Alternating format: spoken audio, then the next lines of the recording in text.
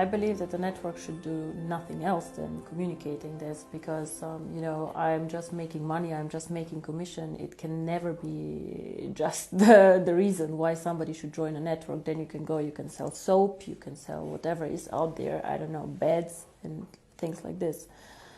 I think understanding cryptocurrency is actually the key, and this is something that I wish for on the events to happen more. I have been, unfortunately, to some events myself where I was listening for an hour and I had no idea what this company does. So the unique thing about us is education, and then if somebody wishes, the cryptocurrency. Of course, cryptocurrency can change the world, and I believe it will. The question is, will it be tomorrow, will it be in a year, or in 2 years, or in 3? It is unstoppable. It already started. The interesting thing about cryptocurrency is it is so global that it is very difficult even to stop it. So much better than trying to stop cryptocurrency, in my opinion, is to regulate cryptocurrency.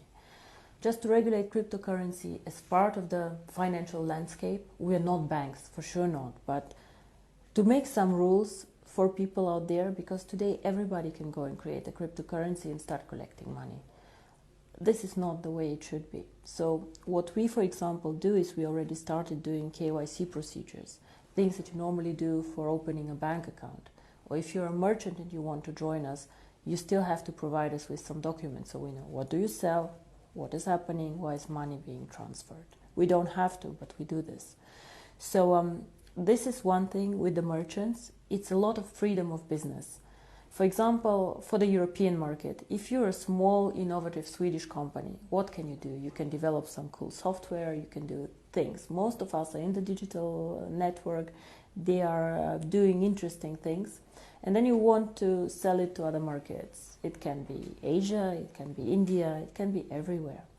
But China and India are very difficult to sell things to. They do not have the free capital flows that we have. So you might find a Chinese buyer, but it's difficult for you to get a payment. And it's very frustrating because you're a small company, you focus on software, you do not focus on international payments. If you're a big company, you can do this, but you don't have the know-how.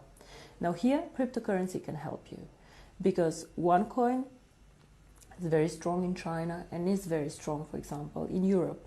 So what you can do is you can put your software in our shop that is starting now in next year.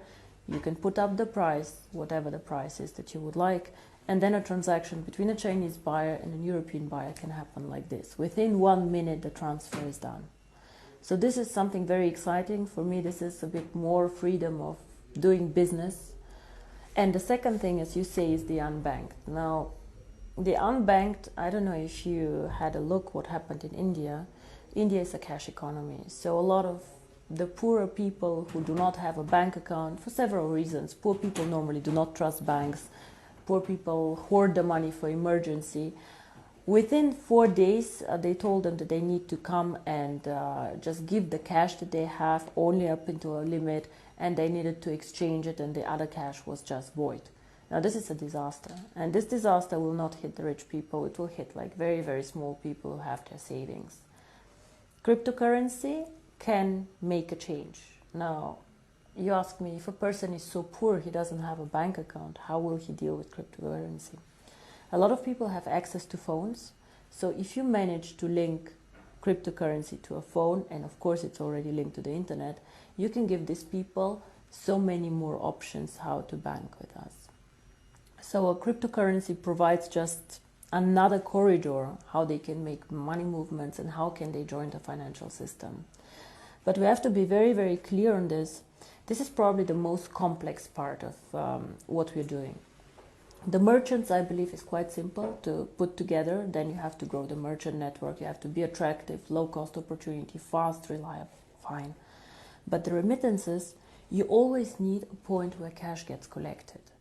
And this is the second part of the strategy, which will come most probably only after we open the coin for everyone.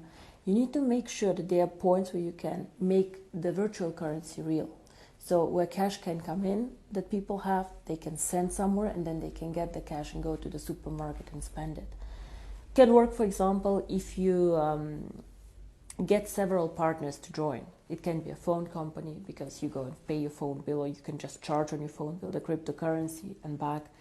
It can be a big gas station chain, for example. It can even be a supermarket chain. Like if it's a big chain, they can take cash in for you, they can give cash out. For example, in Germany, a lot of supermarkets started giving cash out with your card. So the same can be done for cryptocurrency. You just need to find a lot of points and a lot of partners, again, a network, where they support the idea of cryptocurrency. And to be honest, I believe that this will happen because banks currently have a monopoly on many things, and they do not treat some of their clients in a good way. So I believe that the second system, a financial system, will be created and somehow will happen. How fast, I cannot tell you, but there's always this tipping point theory. Things start, grow, and one point of time, they just reach a point where it just gets inevitable and just like goes out.